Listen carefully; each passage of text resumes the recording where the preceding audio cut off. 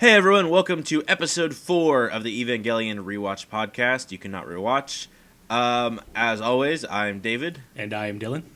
And if just in case you're not familiar with this podcast for some reason, this is a rewatch podcast. Please make sure you've seen Evangelion all the way through at least once, and you have rewatched the show up to episode 4. That second part isn't necessarily a requirement, but you're going to get the most out of this if you've recently watched the show and are familiar with everything we're going to be talking about. Otherwise, you might get a little confused.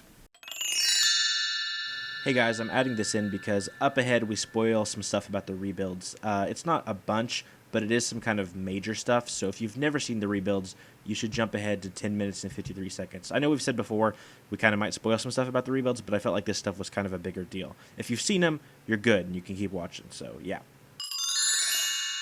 Before we get into episode 4 of the show, something happened this week. Yes, it did. They showed Evangelion 3.0 on television, I believe in Japan, and afterwards there was a rumor that they were going to have a little teaser for 4.0. Now I heard about that. I don't know if you heard about that before. I did. The yeah, teaser. I heard about a little bit of it. Were you expecting a lot? No, I did. Yeah, I wasn't. Totally forgot about it until anybody uploaded it. I was like, oh yeah, that was happening. Yeah, I think a lot of people, for some reason, were expecting like a trailer or something. I thought the teaser was the greatest thing ever. The what? I thought the teaser was so great. I loved it. There's a lot of controversy with the teaser, or not necessarily controversy, but a lot of Speculation? mystery and speculation. Yeah. What do you think? Real quick, I guess if anyone hasn't seen it, you should go look it up. We'll put a link in the YouTube description, but if you're listening on iTunes, you could probably just Google Evangelion. I don't know. It's all over. You can find it easily. Check the subreddit for Eva if you can't find it. But it just says Evangelion, and then 3.0 plus 1.0, and that's it. It's just a white picture with those words. So what do you think about it, Dylan? I don't know a whole lot of mystery or anything about it. I haven't read it. I think it's the funniest thing ever because it's like the way I see it's like, what could this be a teaser for? And you just have to like do a simple math problem to figure out what the teaser is for. And just looking at that, I was like, this is the funniest teaser ever. See, so a lot of people are saying, what could this mean? And like they're taking all these guesses. I don't think it means anything. I literally think it's like, hey, what are we going to be teasing? Well, I'll give you a clue. What is 3 plus 1? Yeah, I really think that it's just Hideki Anno just trolling people. I mean, he likes to do that with his fan base for sure. He likes to get people's hopes up and make people believe something is going to be a certain way and then completely just pull the rug out from under him. I think this just means 3 plus 1 equals 4. 4. I literally think so too. A theory I saw a lot on the subreddit, which is, I don't understand this at all. I don't know if people were joking maybe. It didn't sound like a joke, but people are saying like, oh, does this mean because it's like 3 and 1 that we're going to have like a recap movie? Oh my god. What? Why would they release an entire recap Well, movie? what they're going to do is it's going to be a recap of 3 and 1, but not 2. They're not even going to talk about 2. Yeah, 2, just forget it. But yeah, I don't know. I thought it was fine for a teaser. I thought it was so funny. It's not great. It's nothing more than I expected. No. Yeah, I think it's just a funny kind of joke. Because I think so many people, like especially with Marvel movies and stuff like that, they try and go to like these intricate kind of teaser thingies of what's coming up next or something. So I thought it was just so perfect and just hilarious that he's just like 3 plus 1. That's it. It's just I think it's hilarious. Well, I'm just surprised people are getting this into theories and discussion for something after what happened at 3.0, where none of anything that was ever shown was in the movie. Yeah, immediately when I saw 3.0 and I saw the end thing, my first thought was none of this is going to be in the movie. Absolutely. Because I learned from the first time. None of that was in the movie. It's probably not going to be in this movie either. Yeah, just in case anyone isn't exactly familiar on what we're saying, we're talking about the rebuilds, of course. At the end of 2.0, there's a ton of stuff. After the credits, there's a ton of stuff that's going to be in the next movie, and none of it is. Yeah. 3.0 was Which I would like else. sometime, I'm sure they'll do it, but it would be cool to kind of see like what happened in between time. Or I know I've heard some people say that there's just so much there they have to go back and show it. I don't think they will. I mean, I would like to. It'd be interesting if in the beginning of 3 they kind of, or 4 they kind of go in like a little bit of that maybe.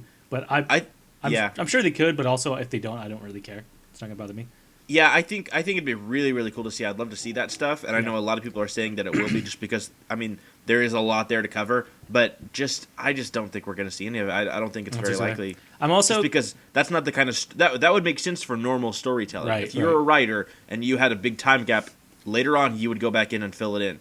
Anno does not write that way. No. I don't think we're gonna see that. I'm also kind of don't have super expectations of like every single answer or question I've ever had. It's like I'm not going to get any of that stuff. I'm sure a lot of it's going to be kind of open.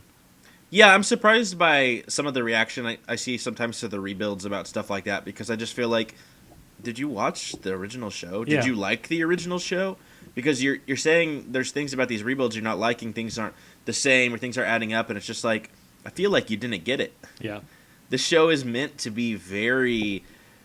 Up to I mean, interpretation. it's like 2001: A Space Odyssey. There's Yeah. not somebody that comes out at the end and is like, here's what this was. I mean, it's meant to be super abstract and Yeah. bizarre and open-ended and mind-boggling. And the show is more of a slow burn on that, because it starts out pretty straightforward, Right. and it's not really until the end, when like episodes 25 and 26 pop up, that it gets extremely crazy. But I don't know. I always get surprised when people are confused by that. Actually, I didn't really know about this. I know with 3.0 there was a lot of backlash and hate, just because, I mean, a lot of people thought that they were going to get that stuff that was teased at the end of 2.0, and 3.0 was nothing like that. Yeah. So in a way, I get some of it. But what I learned recently, I saw on the subreddit, there's a lot of hate for 2.0. Why? The reason I saw a lot of people talking about was because it was different than the show. Like character, Rey is a more fleshed out character. The story changes in more diverse ways. There's a big scene where they go to the aquarium and Is it like that, stuff like that. like the point? Yeah, that's the. I don't know if people realize or not. The rebuilds are not remakes. No, it's literally called a rebuild. Like he's rebuilding it. Yeah, I don't know if people are getting confused because "re" is in the title of both. I guess. But this isn't a reboot. This isn't a remake. It's a rebuild. It's meant to be an entirely different thing. It is not the show. It is something separate from the show. There's a lot of similarities, absolutely, but that's kind of the point. Yeah. I feel like there's the time loop theory that suggests that maybe these two universes are connected. Right. Even if that's not true, which at this point we don't know if it is, they're still meant to be two separate things. Like, right. I just think it's really weird that people can't separate. Like, did you stuff really like want that.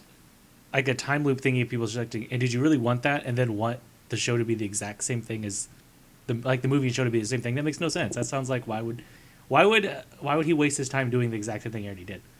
Yeah, I mean, I guess if he would have said, this is a straight up remake where you're just Right. going to make everything look better. That's it. Yeah. And then he wouldn't have. I would understand why people were upset. But that was never what was said. As far as I know. And it seems really I uncharacteristic don't of know. him too. It seems like that wouldn't be something he would do. If he's Yeah, get- exactly. I feel like you people all watched episodes 25 and 26. And after seeing that, you were still fine with the show. Or maybe you didn't like that or whatever. But you were still okay enough with the show to want to watch the rebuilds. And now you're disappointed by stuff. Yeah, It's like, yeah. I mean, you know what Anno likes to do. He likes to go crazy with stuff. Yeah, he loves that shit. But I've always viewed the rebuilds as like, whether they're connected or not, it seems like an alternate universe where, in a lot of like science fiction and stuff, in alternate universes, it all comes down to like one choice, and like if you go to one path, the universe completely changes, and the other way it completely changes another way. And I always viewed it as that, as like they're just very small, subtle, slightly different things that over time slowly evolve into much bigger differences. Yeah, which how it would be. And you got to think of it too is like anybody who's done anything, if they have a chance to go back and like retouch on it, they're probably going to change some stuff they wish they'd done in the first place. So I think it's going to be similar. It's just like, come on, that's not going to happen. Yeah. Yeah, I don't know. I was really surprised to hear that there was such a backlash that's with crazy. 2.0 because I love 2.0. I thought it 2.0 was is really great. I love 3.0. I can't wait till it actually comes out. Yeah, I love 3.0 as well. I thought it was really, really awesome. Hopefully 4.0 will be great. I'm sure it will be. I am a little worried just because at this point I feel like we've had so many impacts. Because 2.0 ended, like, third impact happened at the end of 2.0. And then 3.0 is like, we have, like, another big impact. I mean, are we going to have another like, fourth impact? It's like, I feel like at that point, you can't have 3 movies in a row that climax on a giant apocalyptic event. That's true. But, I mean, Anno likes it. Anno will do whatever, so who knows what will happen. Honestly, I'd be totally 100% fine if 4.0 is 100% taking place in Shinji's head and it's just crazy abstract stuff. Yeah, that'd be cool. That's totally fine with me. In a way, it would suck to not get the answers and see what's happening outside of it. But if he just did a 25 and 26 thing again, and it was just that, whatever. As long as it's really cool, well done animation, I'm cool with it. Yeah, for sure. As long as the movie ends and I have a lot to think about. Yeah. Because I think that's really what's important to me at the end of the day. Well, with Evangelion. I want to have a lot to think about and constantly think about it, but at the same time, I also want to feel satisfied afterwards too. Mm-hmm. I gotta have that satisfaction. Yeah, that's true. All right. Well, I think we talked enough about the rebuilds. That's true. But hey, anyone listening, what do you guys think of the rebuilds? Let us know, because I know a lot of people do feel differently. So if you do have like legitimate, because I know a lot of people maybe don't like the rebuilds for other reasons. Maybe you just think the story is weaker or something. I just think people are a little ridiculous when they think that the rebuilds aren't as good purely because they aren't the show. But if you don't like the rebuilds, I'd like to hear why, because I'd like to hear some legitimate, valid points on why it's not as good. But yeah, we're gonna go ahead and get to episode 4 of the show now. What do you think about this episode? This is kind of like another one of those not a whole lot happens episodes, really. Yeah. This is an episode, because this is the first time I've ever watched Evangelion and not just watched back-to-back marathon style. Yeah, same here. And I think I actually appreciated this episode more because of it, just because you had to wait a week, because this is usually an episode that I would just, like, get through really fast to get to the big story and the action again. And, I think I was able to kind of appreciate more once it was slowed down and I was able to kind of focus on this episode.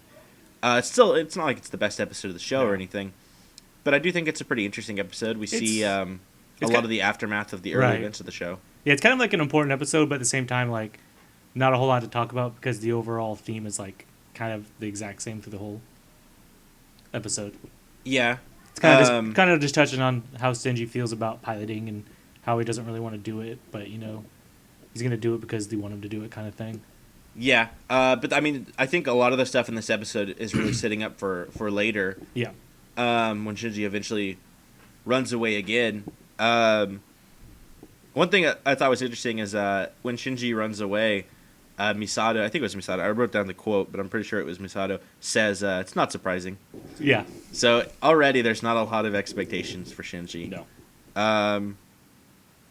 Let me see. I have notes. We got a comment on our podcast that we should be a little more organized when we talk about things, which I agree with. I felt like true. actually the second or episode 3 wasn't that bad, but episodes 1 and 2, I did feel like we jumped around so much. It was kind of hard to follow. We're all over the place. We're all over the place. So I want to go a little bit more in order. Okay.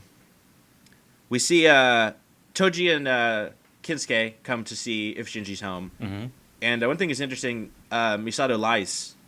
She says that Shinji's working at Nerve or something, like he's doing training. So I guess she's just trying to not worry them. But I was a little surprised that she didn't just say, "I don't know where he is" or something. Like at this point, what does she have? What stakes does she have to not just tell the truth? Tell the truth, yeah. Like what really was the consequence of telling those two that? Yeah. She obviously knew they cared about Shinji because they went to go see where he's at. So. Yeah, I guess maybe she just doesn't want them to like go looking for him, because if he ran away, it's his choice. Because I think a theme that does come up with Misato in this one is that we see that she really wants Shinji to make decisions that he wants to make. Yeah, for sure. And so if he chose to run away, I guess maybe she was kind of okay with that, and she didn't want people to go look for him, which of course is inevitable. But this is the first episode we see Shinji on the train. Oh, really? Which is a place we revisit a lot, usually in his head. It kind of becomes a thematical place later on, a metaphorical place. But yeah, that's the first time we actually see him riding the train, listening to his S-DAT, or however you say it. And actually, I really, really love that shot of where he's sitting on the train, and it's just all these people like slowly fading in and out as the train goes by. I think that's a really, really cool shot.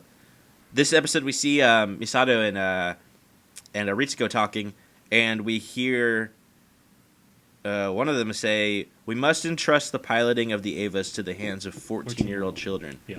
Which is interesting because, in case people who was watching the show hadn't thought about it at this point, it's a little weird that only kids are piloting these things. Like angsty teenagers instead of like trained adults or whatever. It's like the Avas run off of angst. At some point, we see Shinji say he wouldn't mind dying, which he kind of like smiles at when he says. I think this is when Misato's having like a flashback of when she like kind of scolded him. Yeah. But yeah, he kind of smiles and says he wouldn't mind dying. So it's interesting that this early on, Shinji is that desolate. I don't know the word to use. Like he just doesn't care anymore. Yeah. What else? We get to see a great scene of Kinsuke playing some war. With himself. Yeah. I think this is like one of the biggest scenes we see of Kinsuke, actually. Oh yeah. So, yeah, great character. So does he not have any parents then? Yeah, I was wondering that because he says he doesn't have a mom. Yeah. And I mean, we never see a dad, so maybe he doesn't. I don't know. Maybe he just lives in this field all the time. Well, it made it sound like he just. The way I took it is, it made it sound like he just kind of does it every now and then, just for fun. Yeah. But what kind of parent lets their kid go out in the wilderness when like not aliens, but the angels are coming basically and yeah, I guess maybe, I mean we've already seen earlier that Kinsuke doesn't mind sneaking out of places, so maybe he lives in some like orphanage or something and he just sneaks out all the time because I mean they're not going to watch him too close. Well, because that also kind of makes me think because they're talking about like the whole like we're living kind of thing because they talk about later too like they're all going to eventually leave anyways. Yeah. And then something about, like, when Misato's yelling at him, it's just like, why don't you just go back where you came from? Where the hell did Shinji come from? That's a good question. I don't know exactly where he would have came from. He was living with his teacher. Yeah. Definitely not in Tokyo 3 anywhere. I don't know. I guess just another part of Japan. Yeah. Tokyo 2? Probably. I have no idea. Yeah, they're just always really vague on, like, the geography of this universe. Yeah, I mean, there may be a part where they say it, but honestly, I'm not that familiar with the areas of Japan. So if it was mentioned, it probably wouldn't have meant anything to me, unless they said Kanto region because that's from Pokemon. So I remember that exactly. Yeah, they do say something about the Kanto region in the first episode. That. Well, if anybody knows, email us because I'm confused. But yeah. So as Shinji bumps into Kinsuke, which is pretty coincidental, really. Yeah. Because I mean, we see Shinji has traveled quite a ways in this episode. He's on like some big cliffs outside the city. Yeah. He's all over the place, and so it's kind of weird that he bumps into Kinsuke, but I guess it was fated to be. Yep. Nerve tracks him down. And it's the Nerve people that track him down. I meant to write down what they were called, like the Nerve Intelligence Agency. Yeah, the Nerve Special Intelligence Agency or something like that. It was something like that. These are who are these dudes? They basically look like the CIA equivalent of Nerve. Yeah, it's interesting to see somebody like this though, because it gives the impression that Nerve is this massive thing, which it must be. But honestly, we don't really see much of Nerve. We pretty much see all the Evangelions and like the room, the communication room, or whatever you want to call it, the war room where they all talk to the pilots and stuff. Yeah. And I guess Gendo's office. But there's really there's escalators we see all the time. But there's really not a lot of places we see of Nerve, but I guess it must be a bigger thing with a lot more people working there. I mean, if we have like a intelligence division and security, yeah, that's what these are called, security intelligence. And there must be like R&D too, and manufacturing. Well, I don't think they make the Avas off-site. It makes it seem weird because it makes it seem like the Army, the Defense Army, and Nerve are two separate things. But then there's instances like this where it makes it seem like it's just one big thing. Yeah, because I feel like, how do these people specifically work at the Nerve place? Because it just never seems that big when we see people. Yeah, exactly. There. The rooms we see are always so small, and it's just like very specific to the Evangelion stuff.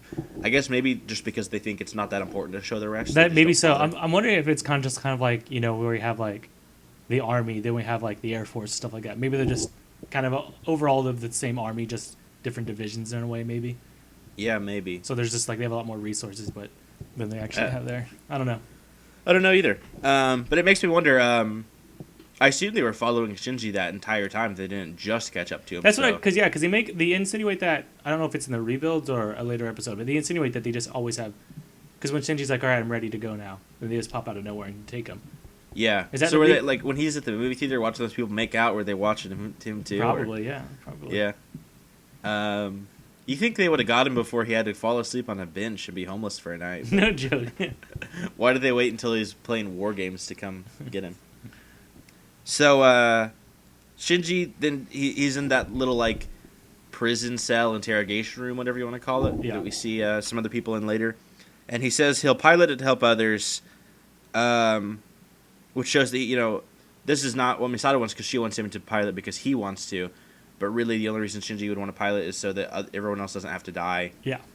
But I wonder, even though he says that he wants to pilot just so he can help others, I always wonder if it's not really that. He just wants to pilot so that he can be accepted, because it's the only time that people like say they want him. Which I mean, that comes back into play later.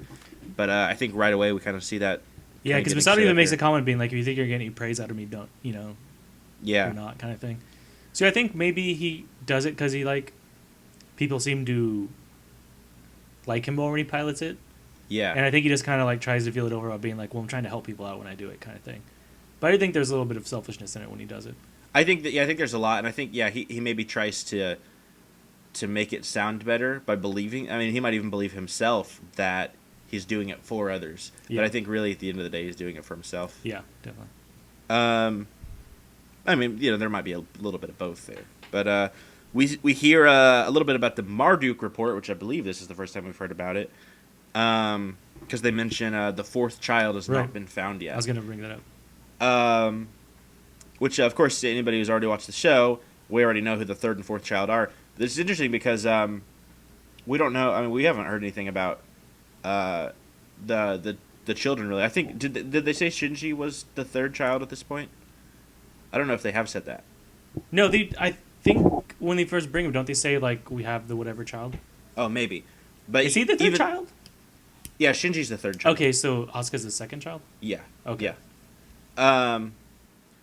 But yeah, because at this point we don't have any idea who Asuka is or that there is a second child. So it's interesting that we say that there's 3 children and there's a fourth one waiting to be found, but we've only seen 2 of them. I think that's something people would miss on the first watch through because I don't know, it's just a small thing. You're not really thinking of a lot of other pilots. But that's kind of an important thing that comes back later. We get a great scene of Shinji punching Toji in the face. Yep, that's a great one. Which is great in the dub. I've seen that clip a lot going around online. Just that small clip of the dub when Toji yells like "Wait!" or whatever. But yeah, so that's how they even the score, which is I always thought was interesting because Toji hit Shinji twice, so it's not really evening the score. No, not really. Because he even mentions that to him. He's like, "I'm sorry, I punched you twice. Hit me to be even." That doesn't make any sense. Should have hit him twice. Yep. But after that scene, Shinji has like a big, one of his, I guess really his first big vocal breakdown. Right. And he kind of yells, I'm a coward, I'm the one who sucks, or whatever. I don't remember what he says. But pretty much, I think he says that, exactly. Yeah, that's verbatim. I saw but it's interesting because actually Shinji doesn't often express the way he feels to others. It's usually kind of an internal thing, and we see it through metaphors, like going back to like the train sequence that we see him on later. Right. So this is really one of the few times in the series we really see him really vocally say what he's feeling. And I think it's kind of like, I think it's another purpose for Toji and that whatever the other guy's name is, because I feel like every time he does have some sort of big breakdown and like vocalizing his emotions, it usually involves those. That's true, because last episode we saw him cry in front of him, so. And then later on, in a lot of ways, I guess that's what their friendship is based off. Of he's able to open up to them. But then later on in episode, when all that one stuff goes down, he's pretty vocal after that about how upset he is about all that stuff. Yeah. We get a very long take at the train station of Shinji and Misato staring at each other. Yep. There's a few points in Evangelion where they do really long takes. I think sometimes they're really cool. There's a great one in an elevator later. Oh yeah. That I really love. This one I don't really love. It's too long, and I don't feel like it earns its length. Yeah. I've always felt like these were kind of Kubrick-esque shots. Anno is very inspired by Kubrick. Mm-hmm. And Kubrick, would do those exceptionally long takes of just people chilling. But it doesn't look as good in animation because when people are sitting there for that long, that there's actually people there, like, staring at the camera for a minute or whatever. Right. But in animation, it just looks like the video accidentally froze. I think I remember the first time I watched it, I was like, oh, something's wrong here. Like, what? Because, it completely freezes. I guess we're supposed to take that time to really think about everything that's happened between these two characters.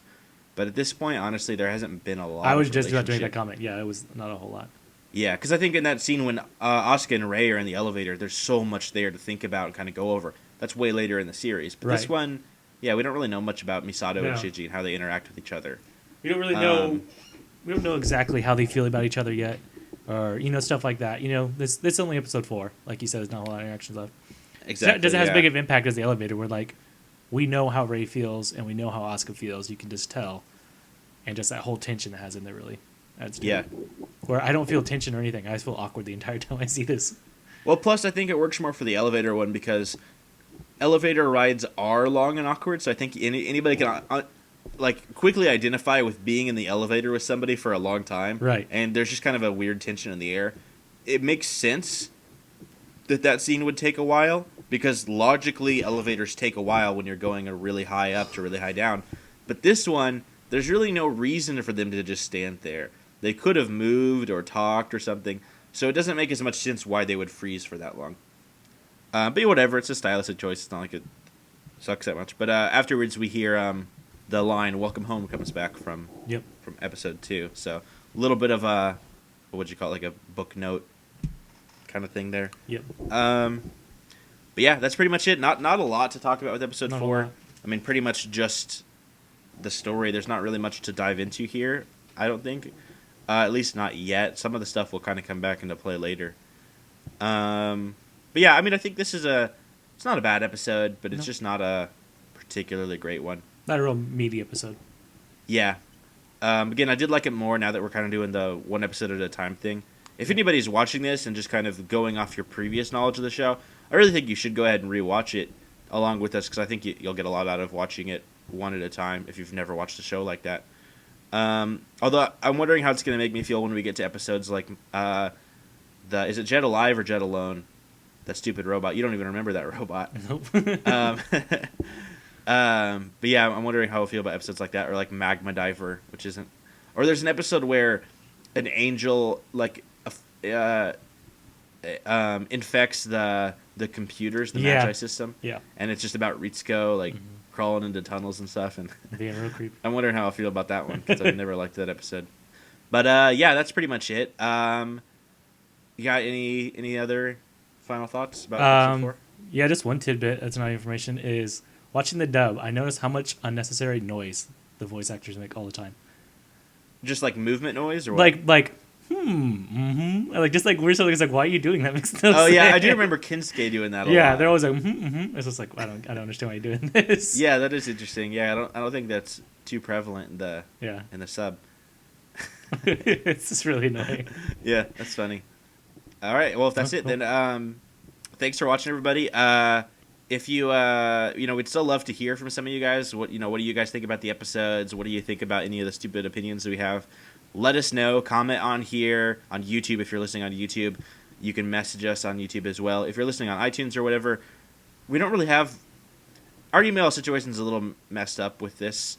But if you want to go to Twitter, we are at The Wet Rats. That's spelled exactly how you would think. The Wet Rats. That's also our YouTube if you're not watching on there. So hit us up, leave us some comments. And hey, it would be pretty awesome. We appreciate everybody listening so far. But it'd be pretty awesome if we could get some new viewers too. So if you want to pass this around to your Evangelion friends, if you personally know Hideki Anno and you want to go to his house for some pepper lunch and listen to this with them, that'd be really great. That'd be cool. I'd like that. Yeah, that'd be we'd owe you for sure. But yeah, next week we'll be talking about episode 5, which is I believe episode 5 is the episode when like the big polygonal angel attacks. I don't know what shape you would say that is. Dude, rewatching this now, I completely realize I have no idea what order these episodes go in. I think this is the one that is the climax of the first rebuild. Okay, cool. I like this one. Yeah. Shape. Right. I believe that's next episode. Sweet. It's mostly about Rei. I like that one. If I'm wrong, I'm going to sound really dumb when we talk next week. Countdown to Asuka. Yep, getting close. I think episode 7 is Asuka's introduction. But yeah, make sure you watch episode 5 before next week, and you'll be all set. And we will see you then. All right. Later, dudes. Later.